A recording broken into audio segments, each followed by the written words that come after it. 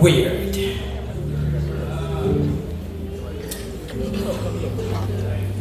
My family, my siblings, this is weird.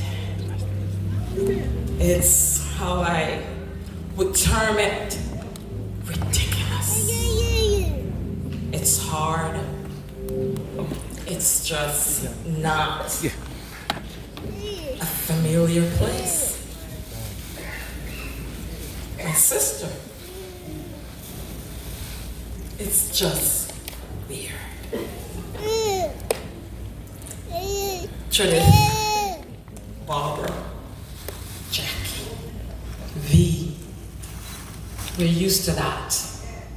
4 girls. We feel odd.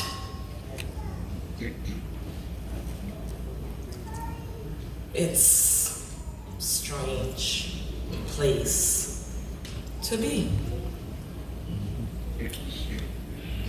You know, in terms of memory, my very first recollection of my sister, Cheryl, as many have grown to know, or we call her V. I was 5 years old. That was my very first recollection of having, Arlene, hi, it's good to see you. It's a very first recollection of having a sister at 5 years old. And I remember very well what was happening that day. It was my very first day of kindergarten. I remember being in my red tunic and my beige blouse, infant school, as we would call it, in Savannah, Lamar. I remember her holding my hands and walking me to school. She kept fussing about my collar. She kept doing this all the way, walking. And we got to about 5 Barclay Street, our church. I can see myself in her.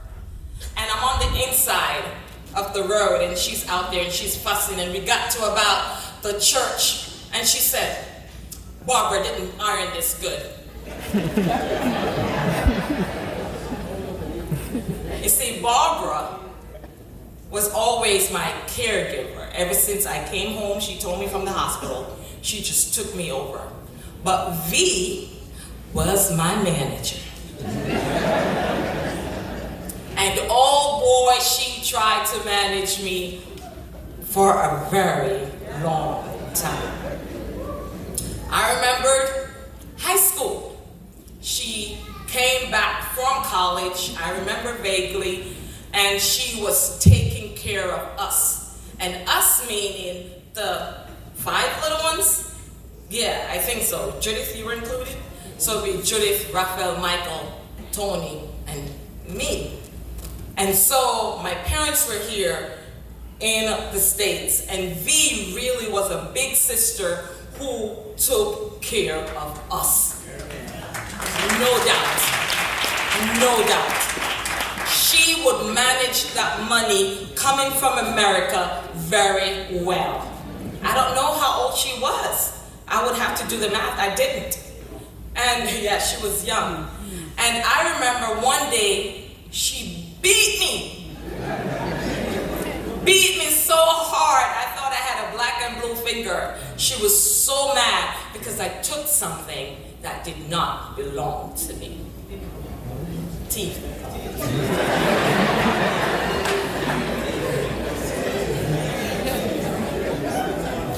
And she beat me. She was very angry. She was very upset. And I see Sister Margaret shaking her head because she would have joined in too. And she beat me. And I was in high school, man. I was in high school, but she beat me. That's fine.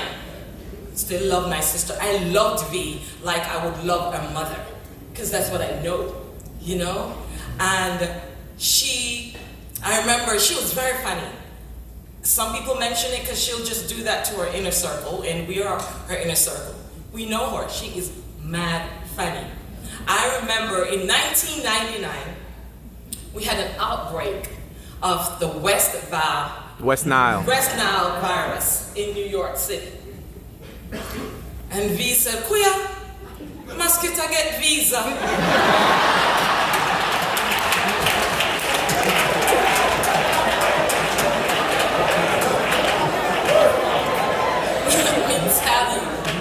She would call sometimes, that's to share a joke. She would see the funniest thing and she knew that we would get it. Because I tell you, with my family, we're very funny.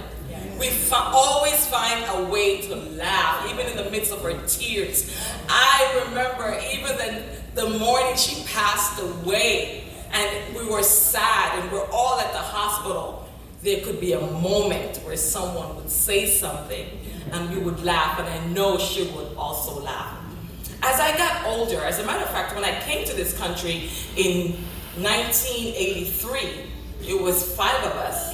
Yeah, I know some of y'all weren't born yet. And when we came here, she kind of let go of me. That same year, she got married, that September. And so she was on her own. And yes, Odane, I was your very first babysitter, maybe second after Barbara. And she did her thing. She was married now, and Mom was in charge of me. And so there was that period where she was just involved in her own life. But we were all still very close. And as I became older and doing things, and every now and then would have that more mature talk. It was hard for her to accept me as being grown up. So that took a long time, maybe just 3 years ago. She called me one day and I thought this was really a very nice call. And we started talking, and then she started expressing to me some of her own weaknesses. And you have to be at a level now with other people when they start expressing to you, their challenges, their weakness, because you just see them as just being strong and bad and, big. So now that she was accepting me as an adult, and she said, Jackie, first I want you to know that your nurse practitioner role that you're doing, it's not just going to be normal nurse practitioner. There's something special about that. And I said, I said, you're confirming to me what I feel in my own spirit. And then she said this, you remind me of me a lot. That's a very tall order. But she took it to the next level. And she said, but the only difference is you take action. That would be the best compliment my sister has ever given to me. And I cherish that moment. I'm here to do something else, but I just wanted to leave this tribute to my sister who has influenced my life. She was a great example as a woman of God. She never wavered in her belief in God. And I remember when she was ill, she said, oh Lord, I just feel so sorry for my friends. They're all calling me crying. I feel sorry for them. That's exactly what she said to me. I never discussed with her illness. She would just talk positive. I just listened to what she said, but we never discussed it because she didn't want to go there. She wanted always to stay focused. She didn't want to hear the music. She didn't want to watch the TV. She didn't want any of that. She just wanted to be quiet. And I knew what she was doing. And I understood what she was doing. She was meditating. And she was just talking to her God. Because when I heard she got ill, it was on my birthday. When she found out she was ill. I was in Hawaii on my birthday. I was the big. Is that? Yes. I don't look that way. And immediately the tears came. And I was like, I can't. I'm getting dressed for my party. And then I'm like, God, what is this?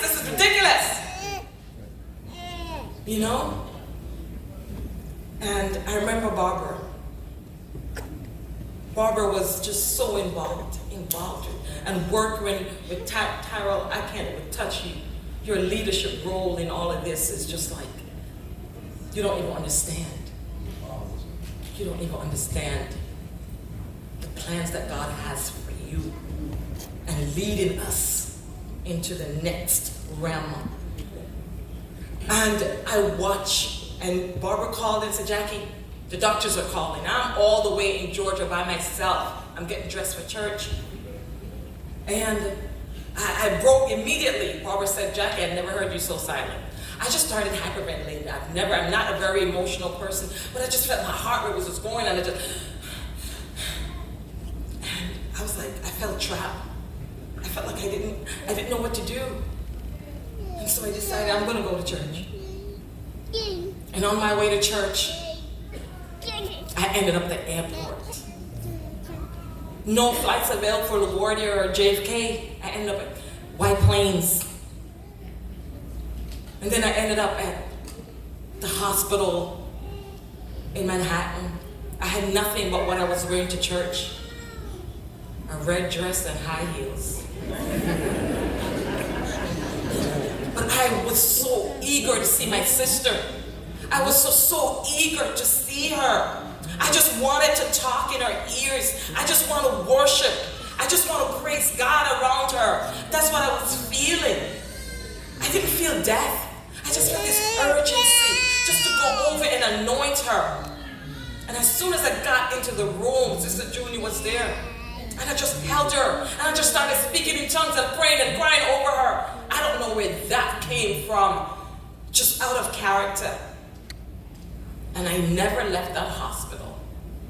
They had to bring me clothes. I said, I'm not going anywhere. I called my job. I said, cancel all my appointments for this week. I just wanted to be by her side. I just wanted to be there like I know she would for me. Like I know she has been for me. And I saw her and I watched her last breath. And I don't know what happened. I just started checking her carotid. I just heard these pulses here. And I just started checking, and I was in total command. The nurse asked me, do you think this is it? I said, it is it. And I felt, and I came home about Friday, and I went into prayer. I said, God, what was that? Because I felt like I was in a different place, like a bubble. And I said, God, what was all of that? That was my sister. Yeah. And the Spirit of God would let me know the Holy Ghost was what kept you and what gave you that command and let you feel so strong in the midst of it. And I know it's the Holy Ghost that's keeping all of us. And even so, Wednesday, I was like, I am not doing anything in the service. I don't want to sing. Nobody asked me to do anything. I became angry. And then I went again by myself. And then the Father started talking to me. And I saw just where I am right now. Giving you that simple message that the Father has given to me for this congregation. And I share with you.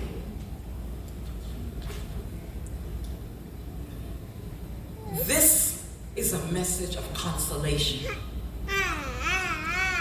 It's a message of hope. And that's the title of this part of the service, which Anthony had no idea what the Father gave to me that day.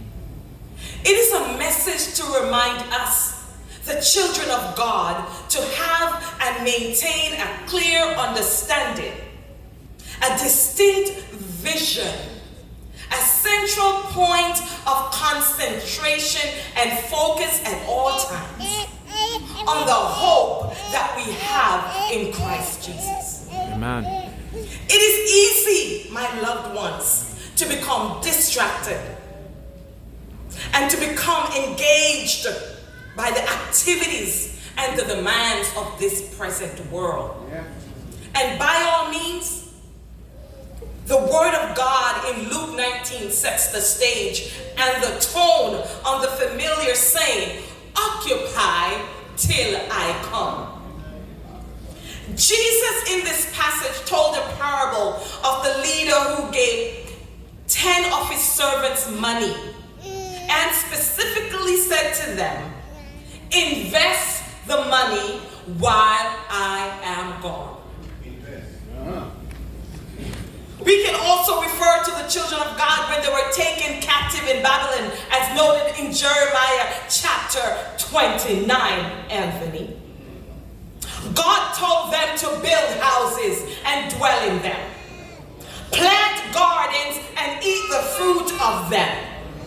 Take ye wives and get sons and daughters, and get daughter-in-laws and sons-in-law, that you may have grandchildren.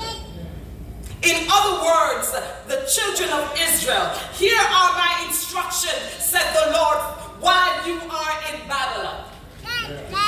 Occupy till I come. This message is not so much about being occupied and engaged with the activities of this life and this world, but it should be in this fact that I am coming back. I am returning. Because although you are told to occupy, to do business, make some money, go back to school, get 10 college degrees, buy and sell houses, this is not it.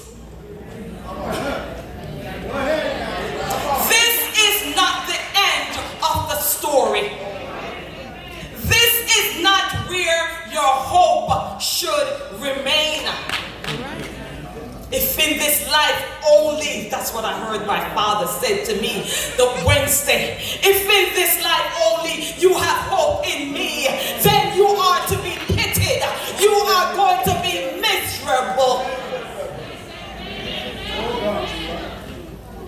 The Father has told us in St. John 14, I have prepared a better place for you. Amen. And I will come again and receive you unto myself, that where I am, you may be also. The world and its system is not the hope. You're in Babylon doing all you are told to do, but that is not it.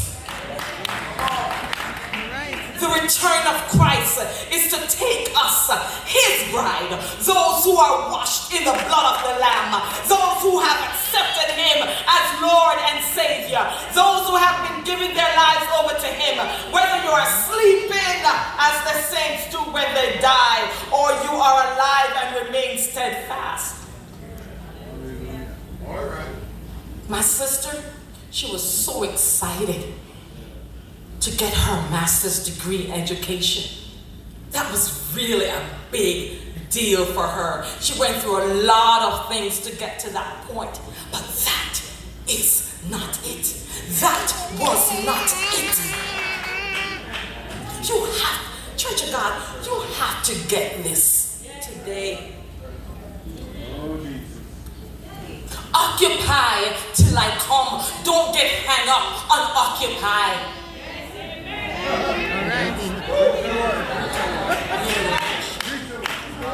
Don't get so hung up on the businesses and the affairs of this world. Although God has given you leverage, although God has given you gifts and talents, yes, use them, but this is not it. It cannot be it. It's miserable. In the parable I mentioned, Jesus mentioned that one of the servants did not invest the master's money. He hid it because he said he was afraid. Even though he knew the type of master he was serving, he did not get a return on investment. He did not get an ROI. Nothing flat. But tonight we have a hope. A hope that makes us not ashamed. A hope that does